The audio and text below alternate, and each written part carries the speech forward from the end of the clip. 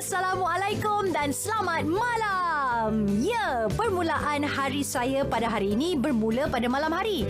Sebab saya nak pergi jauh ke tengah laut. Kalau nak tahu saya nak pergi mana, teruskan bersama dalam 13 hari Mirisi Budi. Hello, apa khabar semua? Kembali lagi. Kali ini bertemu Wilson, Patricia, Christine, Madeline, and Elizabeth. Jangan bohong. Baik aku saja bergurau.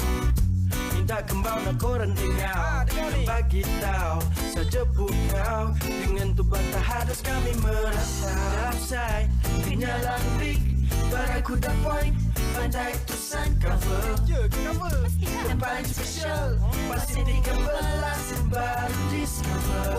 Ni memang power. Batu belah eseri gaduh back Dan meja workout.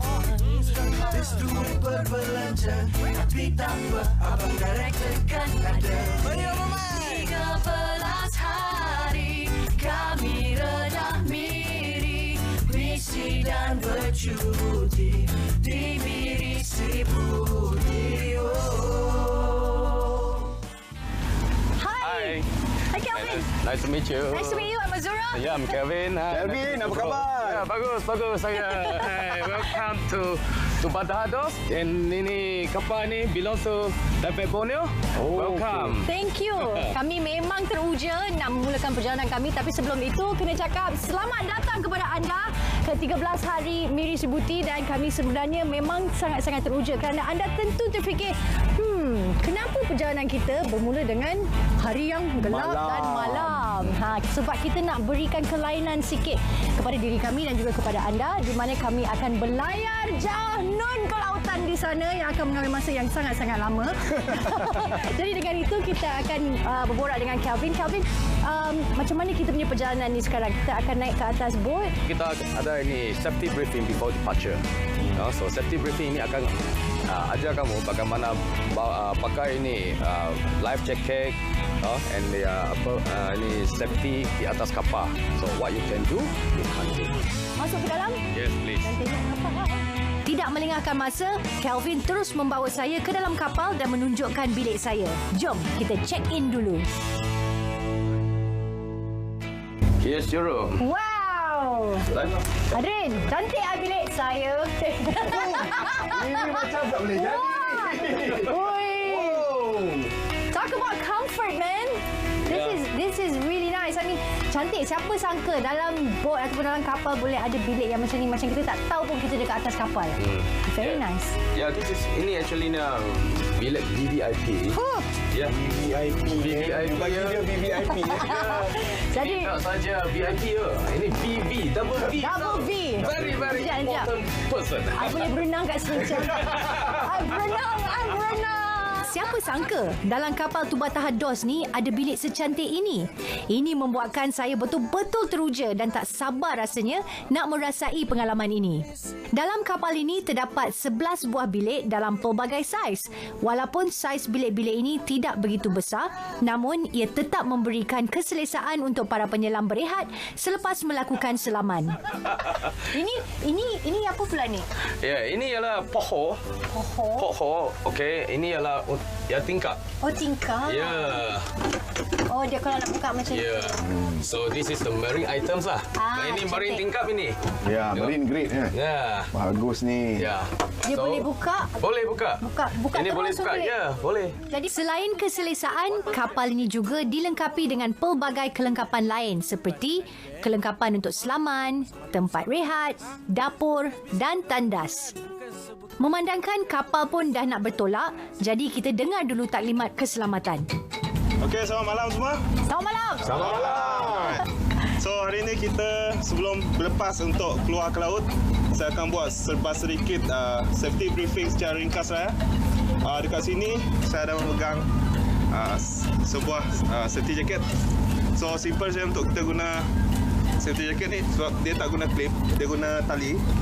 Jadi, cara mengguna dia ada tough sikit lah. Kalau kita guna clip, ada senang sikit. Dan dekat sini kita guna tali. So, seperti yang anda lihat, dekat sini kita akan nampak tali yang terjuntai ni lah. Alright. Taklimat ni bukan sahaja taklimat keselamatan. Kita juga diberitahu setiap kawasan-kawasan yang dilarang masuk kecuali anak kapal. Antaranya ialah bilik enjin dan kawasan kapten kapal. Dan sekiranya angin kuat dan bergelombang, kita tidak digalakkan berada di kawasan tepi kapal. Dikhawatiri kita boleh terjatuh dan berlaku kecederaan.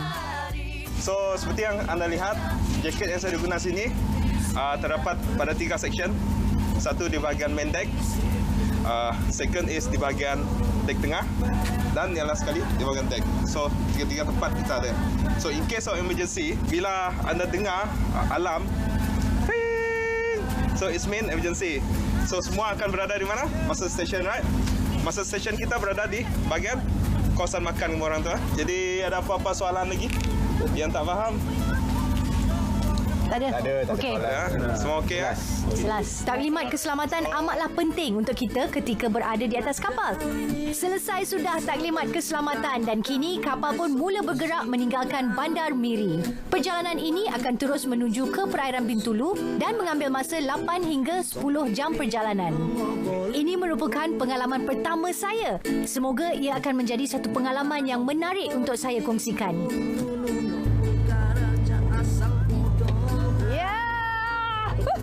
Pengalaman yang unik pada kali ini kerana Azura berada di atas kapal LOB atau kapal ini dinamakan Tubatahados. LOB adalah live on board dan saya akan bergerak ke arah Bintulu di tengah-tengah perairan Laut Cina Selatan ni. Dekat sana dikatakan terdapat banyak lagi lokasi selaman yang masih belum diterokai dan ada juga yang dah diterokai juga. Semestinya batu karang yang pada pendapat saya akan nampak lebih cantik kerana ia jauh daripada manusia sebab dia betul-betul dekat tengah laut kan. Dan saya diberitahu perjalanan untuk sampai ke Bintulu akan memakan masa lebih kurang 8 ke 9 jam. Saya nak berjalan sikit lagi, nikmati udara yang segar ni, lepas tu akan masuk ke bilik untuk berehat supaya esok pagi bila sampai di Bintulu kita akan memulakan selaman yang pertama dan kita lihat keindahan yang terdapat di perairan Laut Cina Selatan ini. Hari kami rendah Miri, misi dan bercuti di Miri si putih. Welcome to my... Setelah 9 jam lebih perjalanan meredah ombak Laut Cina Selatan, akhirnya kapal Tubatahados sampai ke destinasi. Matahari pagi yang indah di tengah laut dengan angin laut sepoi-sepoi bahasa umpama pakej lengkap untuk saya. Wow, selamat pagi. Saya Azura Zainal. Ini adalah percutian saya 13 hari Miri Sibuti. Beginilah keadaan ataupun suasana di atas kapal. Tiupan angin, sepoi-sepoi bahasa, bunyi air yang kena kepada kapal. Memang sunyi dan tidak lupa jugalah bunyi enjin. Hari pertama saya kat sini ni. Okey, hari dah pagi. Seperti biasa, perut saya sentiasa lapar. Jadi saya nak pergi makan. Lepas tu saya akan ketahui di manakah dive site ataupun lokasi selaman yang pertama di perairan Bintulu. Jom pergi makan. Sementara menunggu untuk melakukan selaman, para penyelam biasanya akan duduk di ruang makan atau master station ini untuk sarapan. Apa lagi, saya pun turut sekali lah. Di manakah tapak selaman kita hari ini? Jom kita dengar taklimat selaman daripada dive master kita, Leo. We are still at Patricia Shoal atau Beting Nyabau, tapi kita di kawasan south lah. So this is signal for air check. Okay, 150, 140, 90 if you are below 100, yeah. And this is the signal for 3 minutes safety stop. So let's gear up and have fun diving. Right. Patricia Shoals atau Beting Nyabau merupakan tapak selaman pertama pada hari ini. Apa lagi? Jom bersiap. Body check. Body check. Kenalah buat body check atau memeriksa peralatan rakan selaman. Ini adalah langkah keselamatan sebelum selaman. Semua dah okey? Jom, terjun! Wow! Tengok air laut ni jernih betul. Saya anggarkan jarak penglihatan melebihi 20 meter. Menariknya. Jadi, mari kita turun ke bawah lagi. Tapak selaman Patricia Scholes ini mempunyai kedalaman maksimum 20 meter. Namun, kami akan hanya berada di paras 18 meter.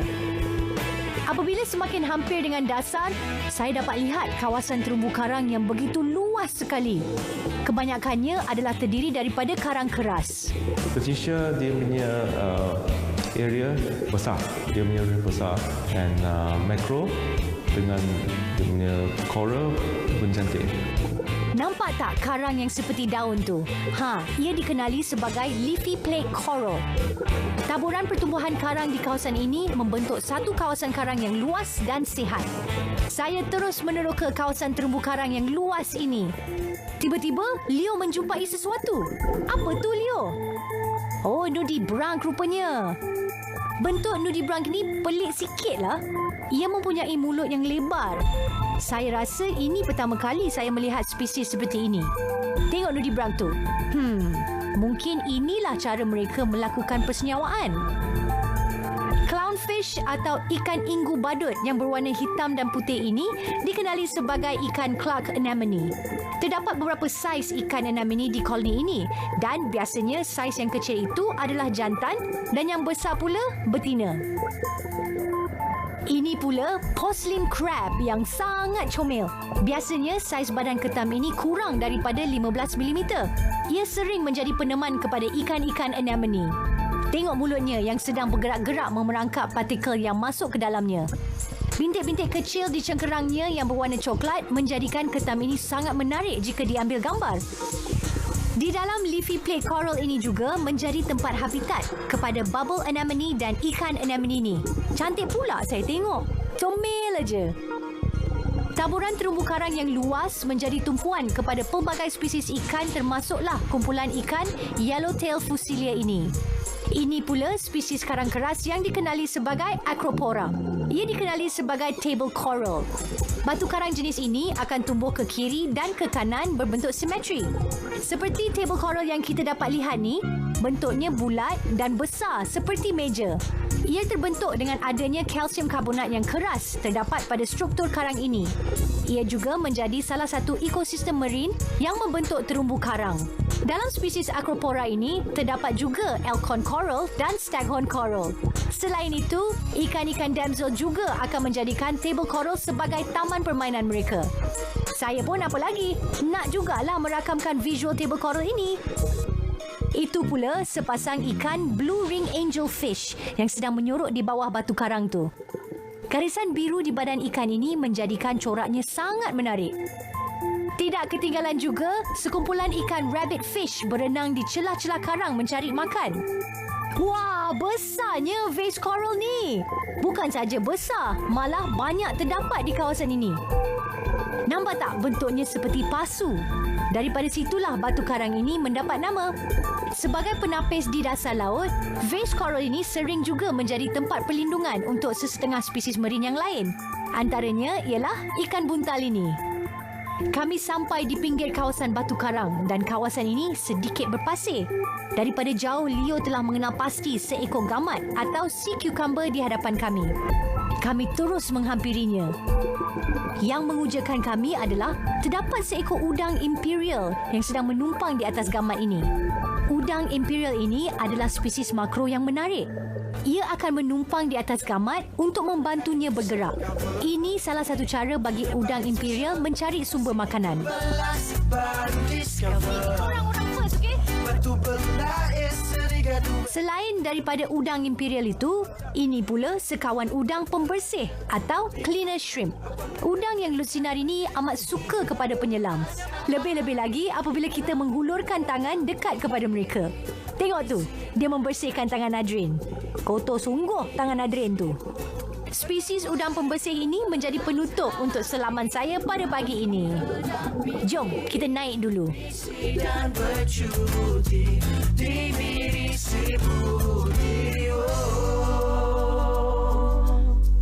Okeylah, jom kita tengok 13 hari. Semasa berehat sebelum melakukan selaman kedua, saya dijamu dengan makan tengah hari yang begitu enak sekali. Atas kapal pun boleh makan asam pedas tau. Selera betul saya makan. kehidupan seorang penyelam dekat atas kapal. Kita makan, tidur, menyelam. Itu je kerja kita. Tadi Azura dah makan tengah hari disediakan oleh Chef Dexter. Memangnya sedap. Nasi ayam ada, tom yum ada, asam pedas ada. Memang kenyang. Dan sekarang kami dah pun sampai ke lokasi untuk menyelam. Nama tempat dia ialah Wilson Shoal. Dikatakan kedalamannya adalah daripada 16 meter, dia akan turun sedalam 26 meter dan terdapat banyak kehidupan marin yang boleh dikatakan unik dan juga banyak. Jadi, jom kita pergi menyelam. Baru discover soal baru tu batu belah sedikit duet. So okay guys, good afternoon again. So now we are at Wilson Shoal, or to be known as Beting Nyalau. Tapak selaman Wilson Shoal mudah dikenal pasti kerana terdapat satu pelantai kecil yang diletakkan lampu isyarat untuk laluan kapal-kapal pada waktu malam. So let's get up and have fun. Jadi, apa lagi? Jom kita turun ke tapak selaman Wilson Shoals. Tiba saja di kedalaman 18 meter, saya perhatikan tapak selaman Wilson Shoals tidak banyak beza dengan tapak selaman Patricia Shoal. Wilson Shoal dia ialah sebuah beacon untuk pelepasan kapal. Di bawah juga kita ternampak banyak terumbu-terumbu yang berwarna-warni seperti merah, ungu dan hijau. Serumpun soft coral menarik perhatian saya. Terdapat beberapa kawasan yang ditumbuhi oleh spesies yang sama. Kebanyakan batu karang yang hidup di sini adalah batu karang keras, namun di beberapa tempat terdapat spesies karang lembut yang hidup subur di sini. Ini pula feather star. Mereka merupakan spesies haiwan laut yang akan menjadikan karang-karang keras sebagai tempat tinggal mereka. Jika kita lihat, ianya seperti karang lembut. Warna-warna yang terang membuatkan feather star ini sangat menarik. Tentakel yang lemah gemalai itu mempunyai bisa, jadi janganlah sentuh ya. Wow, tengok tu. Banyaknya sea fan di kawasan ni. Saiznya juga besar. Sea fan ini hidup subur sebagai penapis arus laut. Di sini juga hidup subur vase coral. Apa yang saya boleh katakan di tapak selaman Wilson Shoal ini, terdapat banyak karang yang mana fungsinya sebagai penapis air laut.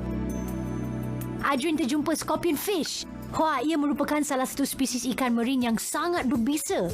Boleh ditemui di kawasan banyak selaman di seluruh dunia. There's so many types of scorpion fish here, all different types of scorpion fish. Yeah, they're really in abundance here. They're very, very well camouflaged. But again, once you accustom yourself to looking for them, you start seeing them everywhere. You have to be very careful not to kneel on them and stick your finger in because when you're pointing at other things, because they look just like rocks sometimes. So you have to be a bit careful. Terdapat sengat yang disaluti dengan lendir di bahagian atas badan ikan ini. Nampak tak ketam tu?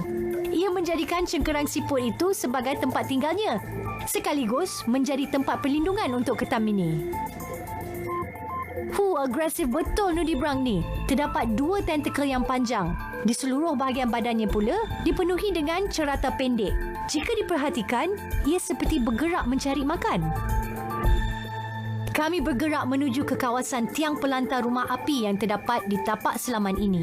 For Wilson Shoal punya dive site, kita menggalakkan advance open water sejak yang datang sebab kedalaman dia terlalu dalam.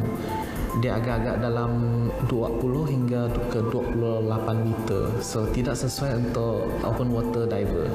Tiang ini dipenuhi dengan pelbagai spesies karang lembut.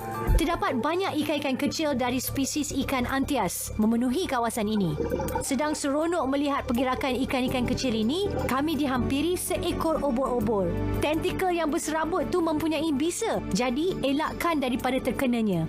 Sebelum obor-obor ini terkena pada saya, elok saya naik ke paras 5 meter untuk melakukan safety stop. Berakhirlah selaman untuk hari ini. Bye semua! Setelah selesai menyelam dan matahari pun terbenam, jadi eloklah Azura membuat debrief bersama Leo dan Adrian. Seperti mana yang anda dapat dengar, kami masih lagi berada di atas kapal. Biasanya lah orang atau penyelam yang suka duduk atas kapal, belayar jauh-jauh, pergi menyelam, mereka adalah penyelam yang tegar. Dan sebab kerja dia memang pergi diving je. Lepas tu dia makan, dia tidur, dia dive balik. Itu saja kerja dia. Dan hari ini, Azura dapat pergi ke beberapa dengan bantuan dive master kita, Leo. Terima kasih, Leo. Kita pergi ke Patricia Shoals kan? Ya. Yang masa sampai dekat Patricia Shoals tu yang terselah yang Azra ingat ada porcelain crab. Lepas tu yang satu lagi yang Azra suka yang ada cleaner shrimp tu. Ya. Kita masuk tangan dekat dalam dan datang. Lepas tu dekat sana pun ada banyak juga jenis nudibranch yang kita jumpa. Lepas tu kita teruskan kita punya selaman di Wilson Shoals. Kita dah nampak banyak benda jugalah. Banyak. Seperti batu karang, sea fan. Ya, sea fan. Fan memang banyak di sini ya. Ya, betul. Kat atas batu-batu yang tinggi sikit je Ya. ada fan. Dan di mana Azura pun terjumpa itu scorpion fish di antara batu karang dengan soft coral. Ya, kami pun berhanyut Hanyut. sampai dekat satu structure. Ya. Struktur itu dipanggil beacon. Digunakan sebagai navigasi pelayaran kan. Ya, pelayaran kapal. Lampu kan. Ya. Penting tu. Tapi Tiang tu tadi, bila kan? ada tiang tu dia secara tak langsung dia macam jadi tukun jugalah kan. Sebab dekat situ batu karang akan ada. Lepas tu kehidupan marine juga akan membuat rumah ada dekat situ Ya, kan. betul. Jadi Leo tolong copkan Boleh. sebagai bukti kerana ini adalah tempat yang baru diterokai oleh kita. Jadi mungkin dalam masa-masa atau waktu yang akan datang lebih ramai lagi penyelam-penyelam Tegar yang sudi untuk datang tengok jenis-jenis hidupan mari yang terdapat di Laut Cina Selatan yang jauh daripada tanah besar ni. Memang lain. Besok kita akan mulakan selaman kita awal pagi ya. Ya, jam 8.30 pagi. Sebab pagi. Selepas Tempat baru. selepas sarapan kita turun bawah untuk mulakan dive briefing dan kita dive. Okey, buat masa sekarang ni eloklah kita rehat sebab dah panjang hari kita kan dive. Kita kena rehat, tak cukup makan, tak cukup minum. Sekarang kita pergi tidur dan sekali lagi saya nak ingatkan kalau anda nak tengok gambar, tunggu kita orang sampai balik ke tanah besar. Cek kami punya social media 13 hari Miri Sibuti dekat Instagram. Okey, jangan lupa. Tapi buat masa sekarang ni kita tidur dulu lah ya. Yap, Selamat setuju. malam. Selamat malam. Tapi